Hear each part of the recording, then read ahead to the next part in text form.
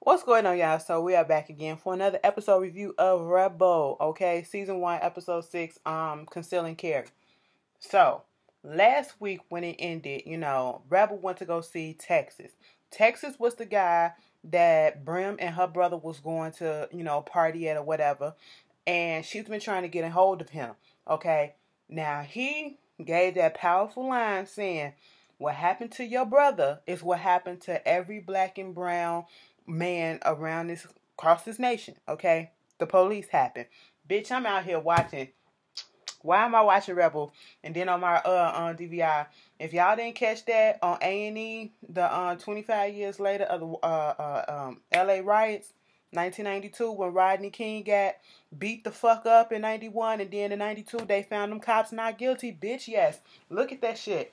Find it on your demand or on your guide or whatever. But that's how it operates. It's all that this stuff reminds me of. But she woke up, she passes out in the club, she wakes up at her home, and when she wakes up, she sees in the mirror that written across her chest, probably in a permanent marker or whatever, says "back off." So she is, paranoid at this point, and not just paranoid, she's scared because the last thing I remember is I'm at the club and I'm talking to this person and I'm going out, but I don't even remember coming to my house. And then it's like, who knows where I live at to drop me off, because my girlfriend wasn't there, because we weren't kicking it, we weren't talking, because we just got into it. My husband wasn't there. He didn't know nothing about it. My partner didn't know nothing about it.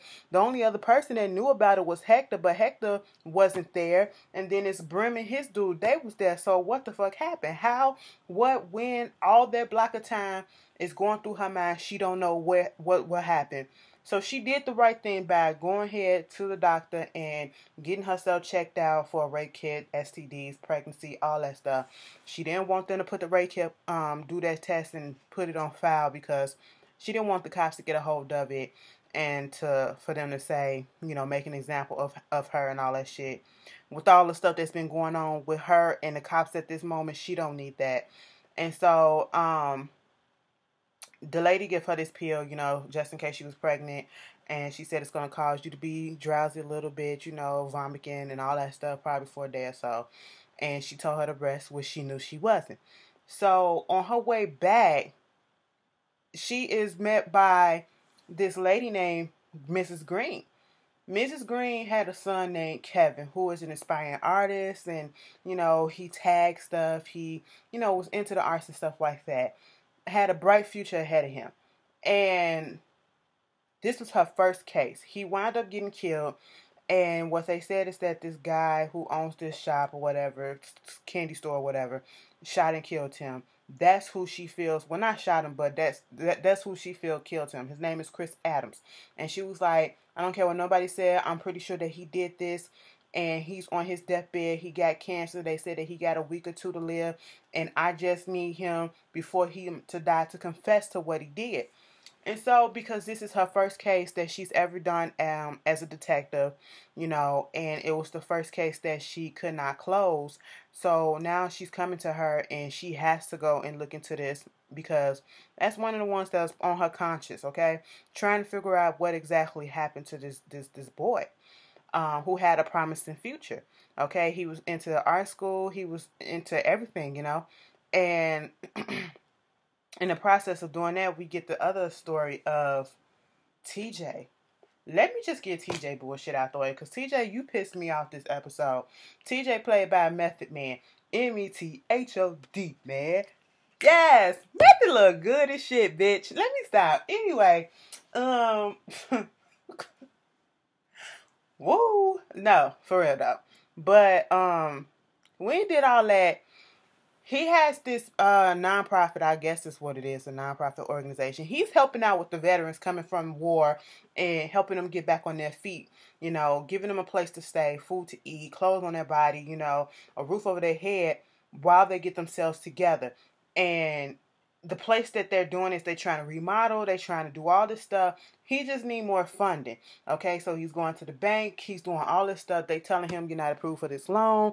You can't get the money's not coming through because your credit score is 620 or whatever like that.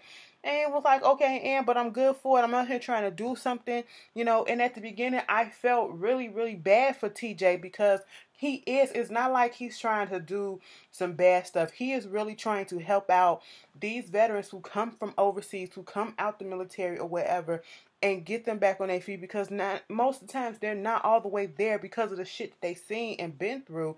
And then you don't have people that really want to help them the way that they should. Okay? And it's unfortunate, you know. So he's just trying to do something good for his fellow man. Okay, he's been there, he's done that, and he's just trying to lend a helping hand. But this money issue, this credit issue is stopping him. He finds out that Mac is still messing around with Rebel, meaning they working together. So they having this man and man competition. You know, your wife is the one that called me and all this stuff. And, you know, she do what she want to do. And I'm sitting here like, TJ, you jealous? How you gonna get jealous when you went and got a whole ass girlfriend on her ass and y'all ain't even fucking divorced? I mean, y'all was about to move in with each other and everything. So, you know, while he was at his his little foundation or whatever, the place where he was at, the construction people said, bruh, listen, I understand what you're trying to do. You a good dude, but listen, we got bills to pay. We got family to feed too, okay? So, therefore, that means until you get some money, we can't work. Because if we ain't getting paid, we ain't finna do this shit for free. So, they leave out.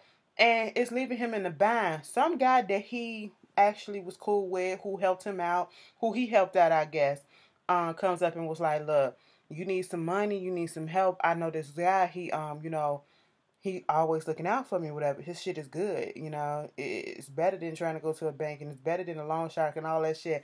I said, get your shady ass out of here. Please do not go down this road. Gave him the number, and we saw him conflicting with himself. He was very conflicted because he's like, should I get this or shouldn't I do this? Because I'm sitting here like, TJ, you ain't got money to first to even get the new bill, get the current situation fixed. Okay, so how the hell you gonna get the money to pay back? Because you know, once you borrow from people like this, the interest be damn near half is what you paid, or then some, half or more than what you paid already, you know. So no, don't do that stuff. He called the number, but he hung up and threw the paper away. But then when Rebel came back in her place, what this fool do? He's about to commit fraud, okay? This motherfucker went into her bag, took a picture of her photo ID and her social security number, took it down to the bank so that they can run it and make it seem as if they're really together as this husband and wife, and she approved and signed her name and all that stuff on the bank and on the loan and stuff. I still, you know what, you do realize this is how people be fucking up people's credit. So you gonna do some shit like this and fuck her credit up so that she can have another reason to be truly pissed off at you. Because according to her, one of the reasons why y'all ain't together no more is because you was a broke nigga. Okay? Listen, you don't do shit like that. And I know you're trying to do good and you're trying to help out people, but this is not the way to go. There are other avenues, other ways. All you had to do was fucking ask her. You ain't had to go and steal her stuff. What you did was committed a crime, okay? A fucking felony at that. And then you come back from the bank and you see her out there with Mac and they're hugging or whatever. They weren't about to get it in, but I don't think she on that tip with Mac right now. But of course, men being men, or you know, exes being exes, and that my cheesy old ass attitude, egos, his feelings hurt. I said, boy, get out of here. But back to this case. Child, this case was a mess, okay? So they go and talk to Chris Adams. He in the hospital. Like, the man is literally finna die. And they want him to confess about, you know, did he kill old boy? Did he kill Kevin? And all this stuff. He said Kevin used to steal from him, okay? But he didn't take from him at that moment. He didn't take nothing from him. He didn't get into it with him. I mean, Kevin used to get into it with every single body, okay? His friends, all the time. It was like, what about Otis? You know, of course, he found Allah, okay? He found Allah. He said, you know, and they looking at him and the way he's speaking, they was like, yeah, he telling the truth. He ain't. No, we got to look at this somewhere else, okay? Because the mama was so adamant that this man is the one that killed her son. That he been lying this whole time, saying that he didn't when he really did. Come to find out he didn't, okay? And so they said, let's look at Otis. All right, so Otis, they go to the shop, and he has this skateboarding art shop or whatever. It's cute, whatever. And they was talking to him about, did they have any altercations? Was everything good? You know, just just the regular questions and stuff. They looking at the artwork, and we see some of Kevin's stuff, and we see this other mushroom like design, and it was like, who is this? It was like, oh, it's another bummy tagger, he did some good work, and we seen him, and we paid him for his art or whatever. Okay, so they go outside because it was sticking in her mind that she seen it somewhere. She look at one of Kevin's tag that's on the building and see that he had tagged over this guy's work. And it's like, when you do some stuff like that, you're either waiting for a beef, or you're trying to start a beef, or whatever. You're in the midst of a beef, or you're trying to start one. So they trying to find him and see what the deal was. And he said he ain't really had no beef with him, but he the type of person that gets into it with everybody, okay?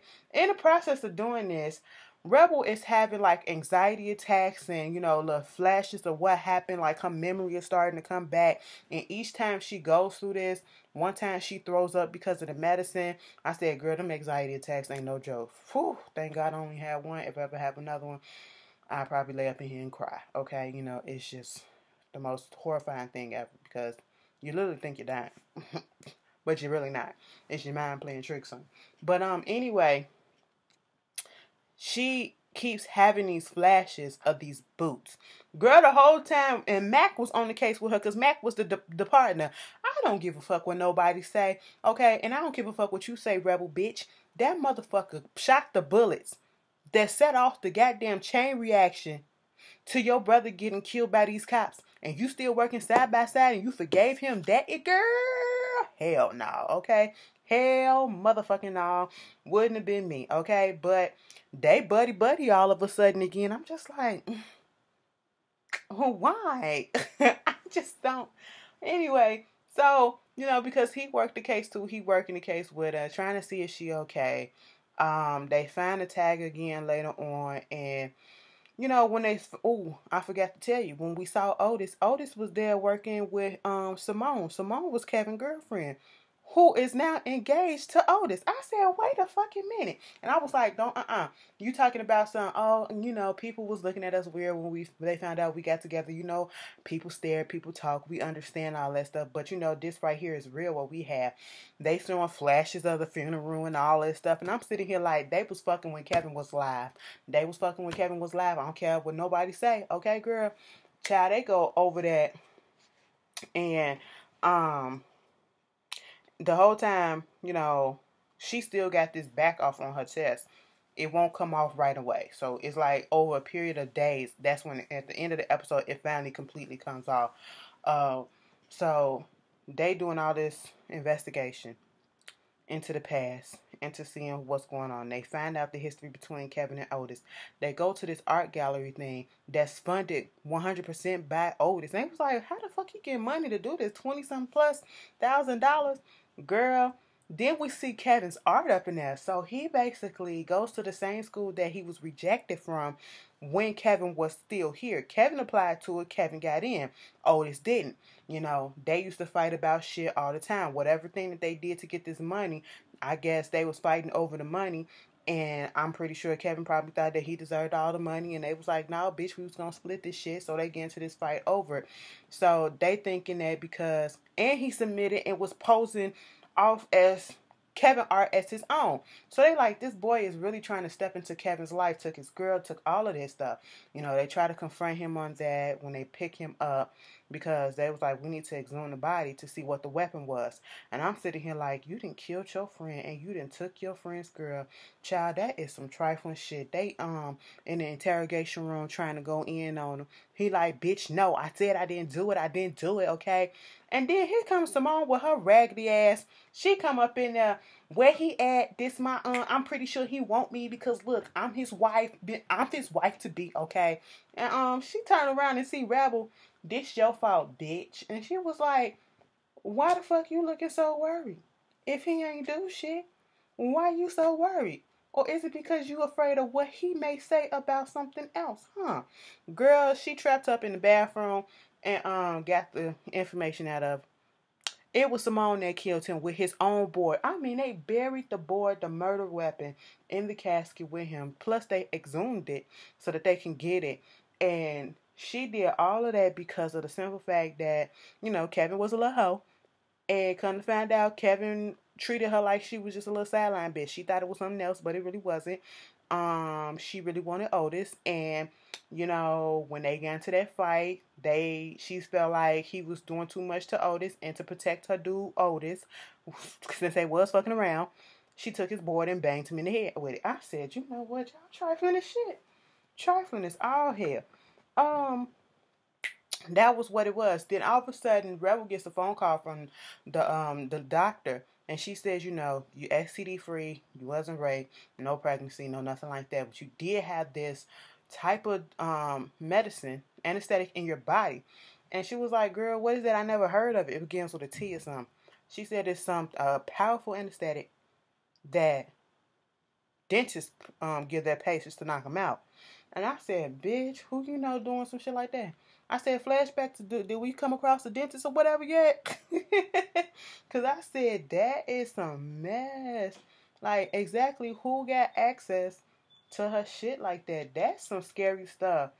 To wake up you one place and then wake up another place and you don't know what exactly happened to you. You know, she even went to Brim's house and rolled up on him, and you know, because she thought it was Brim and Dred's dude, but they didn't do it because he was saying how the night that Malik got killed, they went to the party, they rolled up on him in a van. It was like 3 or 4 people, and they pulled him in a van, and his gun dropped, and Malik picked it up. That's how Malik got the gun. Okay, he wasn't doing nothing funny, and that's when all this shit happened. She was like, "Bitch, why you ain't tell me this shit in the first fucking place?" Okay, I'm just sitting here like, it is trifling, but I really want to know who did it. Who fucking did it, bitch? I'm getting mad. I'm getting mad like, bitch. I know these motherfucking people. But anyway, that was Rebel. It was a cute episode. Y'all tell me how y'all feel about it. And I will see you guys tomorrow. Y'all know it's a busy day. Okay? Let me go rest. Peace.